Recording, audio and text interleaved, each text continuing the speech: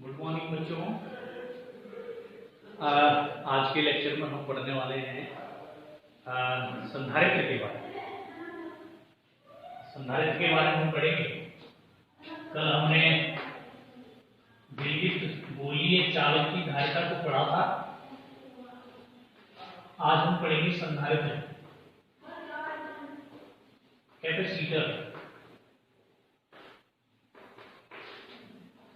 संधारित्र क्या है और इसका जो है भौतिक विज्ञान और हमारे व्यवहारिक जीवन में क्या महत्व है, इसके बारे में हम पढ़ने वाले हैं। तो संधारित्र की अगर बात करें, इसको हम कैपेसिटर कहते हैं। तो इसकी परिभाषा की अगर बात करें, परिभाषा संधारित्र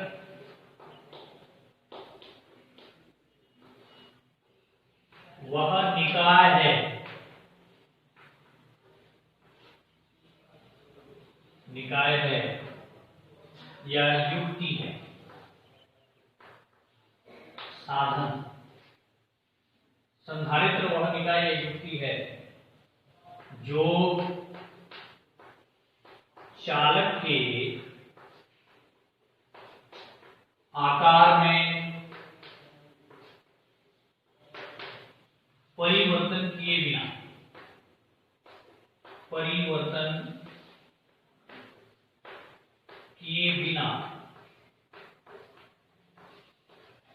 उसके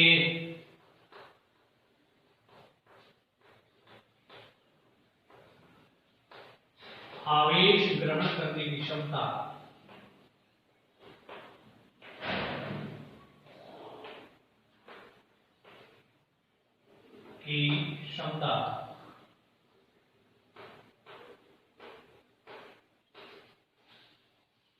बढ़ा देता है।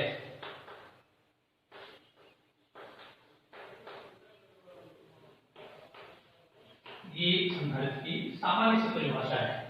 संधारित्र वह युक्ति है जो चालक के आकार में परिवर्तन किए बिना उसके आवेश ग्रहण करने की क्षमता को बढ़ा देता है। यानी कि हम कह रहे हैं कि भाई संधारित्र एक ऐसा साधन है। सपोज मानकर चलिए एक कोई चालक है, इसके आवेश ग्रहण करने की क्षमता जो है 10 कूलाम, यानी कि इसमें केवल 10 कूलाम ही आवेश आ सकता है और इसका आकार ये है, मान के चलिए 10 सेंटीमीटर है। तो अगर हम इसमें कैपेसिटर लगा देते हैं तो इसकी कैपेसिटी 20 कूलाम हो सकती है। यानी कि संधारित्र एक ऐसी युक्ति है, एक ऐसा साधन है जो चालक के आकार में परिवर्तन किए बिना उसके आवेश को ग्रहण जो करने की जो क्षमता है, आवेश के ग्रहण करने की क्षमता को क्या कर देता है, बढ़ा देता है। उसको हम क्या कहते हैं, संधारित्र कहते हैं। अब जो संधारित्र है, संधारित्र में 2 प्लेटें होती हैं। ऐसे करके एक दूसरे के समांतर लगी समान आकार की 2 प्लेटें होती हैं। ऐसे प्लेट ए और प्लेट बी, ये गोलाकार हो सकती हैं और आयताकार भी हो सकती हैं, किसी भी आकार की हो सकती हैं, बस वो एक दूसरे के पैरेलल होती है। ठीक है, तो ये संधारित्र हो गया। अच्छा,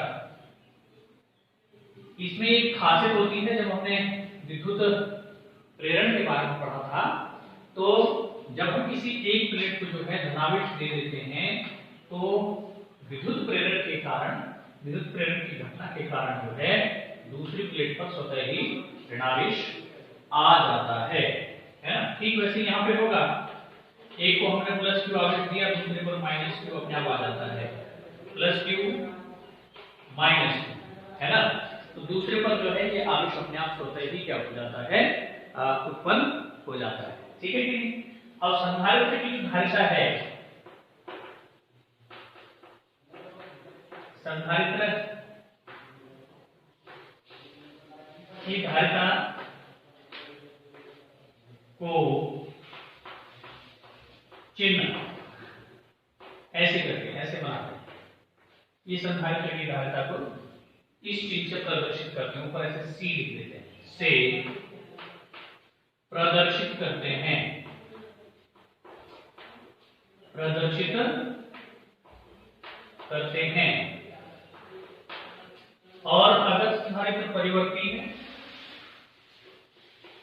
परिवर्ती संधारित्र की धारिता को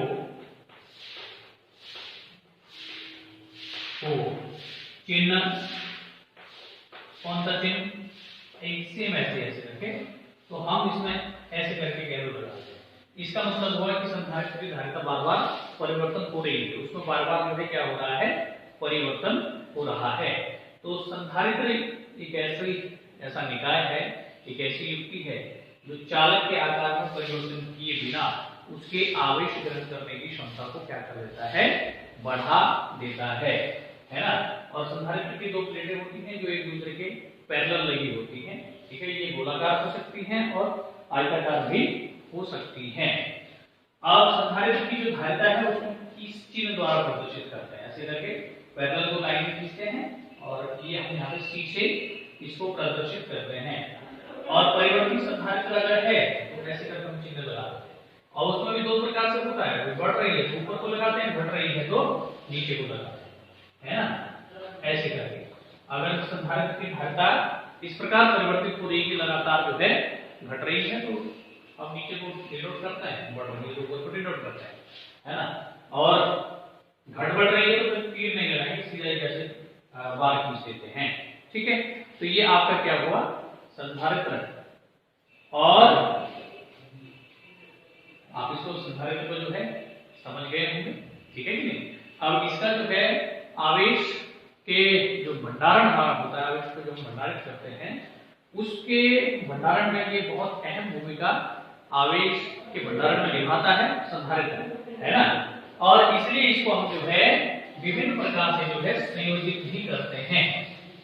अगर बढ़ाना है ना, तो कैसे संयोजित करेंगे, और अगर कम करनी है धारिता को तो कैसे संयोजित करते हैं, उस पर हम थोड़ा सा बात करेंगे, ठीक है।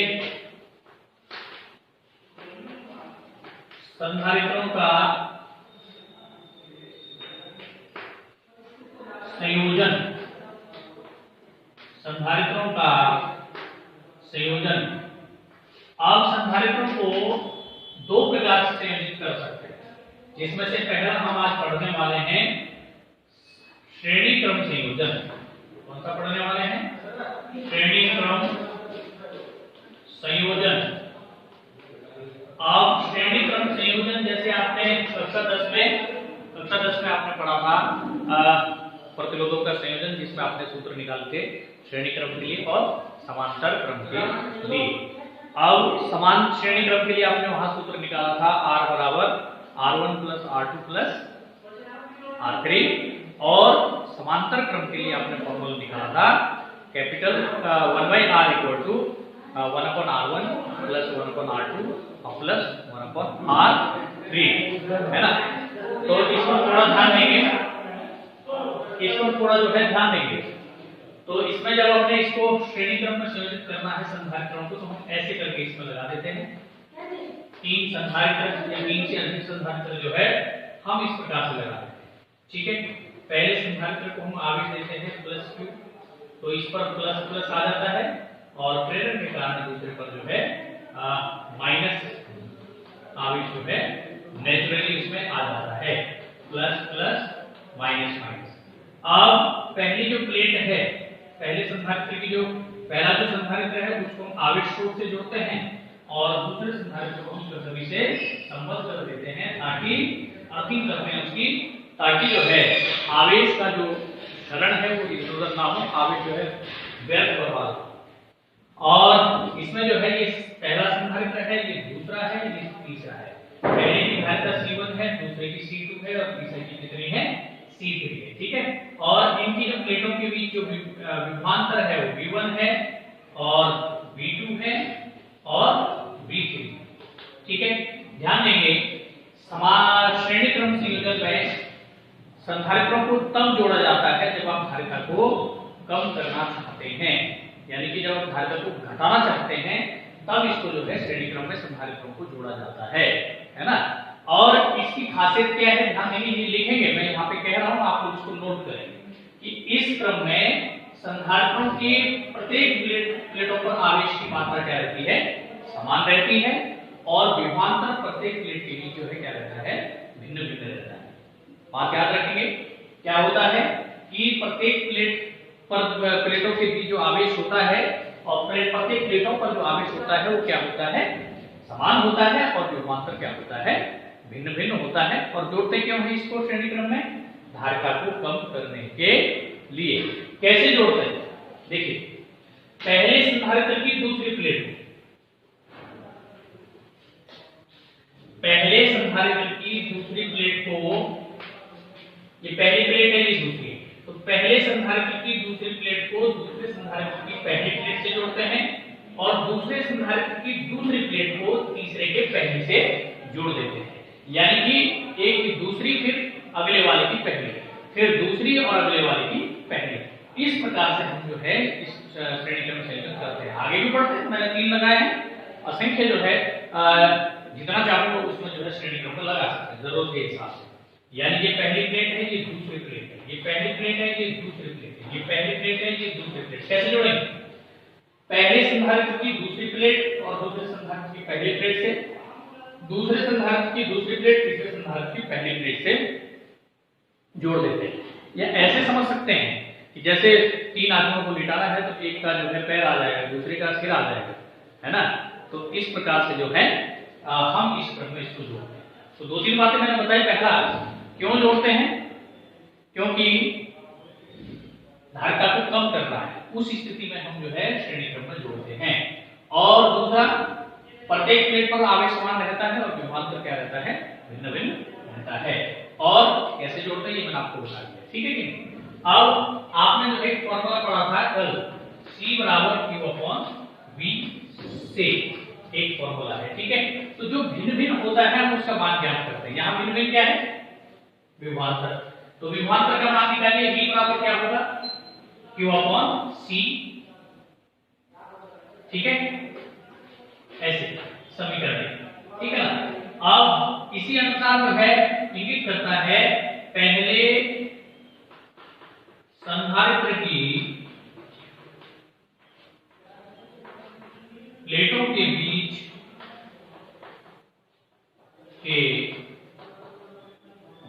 विभवांतर, जो पहला संधारित्र है उसकी प्लेटों के बीच विभवांतर कितना होगा, V1 है। इस सूत्र के अनुसार आवेश मैंने कहा कि समान है Q/C की जगह क्या है, C1, ठीक है। अच्छा, समीकरण 2। इसी प्रकार दूसरे संधारित्र की प्लेटों के बीच विभवांतर V2 बराबर Q/C2, समीकरण नंबर 3, ठीक है। इसी प्रकार मैं डायरेक्टली लिखा, आप समझ गए होंगे, तीसरे संधारित्र की प्लेटों के बीच विभवांतर V3 बराबर Q/C3, समीकरण नंबर 4, ठीक है। इंगित करता है कुल विभवांतर या परिणामी विभवांतर टोटल कितना होगा, V बराबर V1 plus V2 plus V3, क्योंकि विभव अदिश राशि है, सीधे सीधे जुड़ जाएगा, दिशा में कोई लेना नहीं। अब यहां पर आइए, देखिए क्या होने वाला है, ठीक है। समीकरण 1, 2, 3 व 4 से देखिए, समीकरण 1 से V की वैल्यू कितनी है, Q/C, मान लीजिए Q/C बराबर समीकरण 2 से V1 की वैल्यू है Q/C1 प्लस आगे Q/C2 प्लस आगे Q/C3, ठीक है। क्या कॉमन है, Q कॉमन है 1/C1 plus 1/C2 plus 1/C3। Q से Q कैंसिल हो गया, 1/C इक्वल हो जाएगा 1/C1 plus 1/C2 plus 1/C3। तो ये हमारा जो है श्रेणी संधारित्रों के श्रेणी क्रम संयोजन में जो है परिणामी सूत्र हमारा है। यानी कि अगर हम श्रेणी क्रम में संधारित्रों को जोड़ते हैं तो हमारे पास ये जो है जो तुल्य धारिता है, यानी कि टोटल जो हमारी कैपेसिटी है उसके लिए फॉर्मूला आता है। बहुत इजी है। सदस्य में आपने आवेशों को क्या नाम प्रतिरोधों का पढ़ा, ठीक यहाँ पे ऐसे है, लेकिन जस्ट ऑपोजिट है। फॉर्मूला देखेंगे वहां फॉर्मूला आपके पास था श्रेणी क्रम का R बराबर R1 plus R2 plus R3, लेकिन यहाँ पर जो है श्रेणी क्रम का जो फॉर्मूला है वो वहां के समांतर क्रम जैसा है। ठीक है, तो बहुत ही सरल ये है, इसको आप जो है बार-बार वीडियो को देखें तो आपको ये बात समझ में आ जाएगी, है ना। और आगे हम जो है समांतर क्रम पढ़ेंगे, फिर उसके बाद जो है समांतर पर संबंध पढ़ेंगे। तब तक के लिए धन्यवाद, थैंक यू।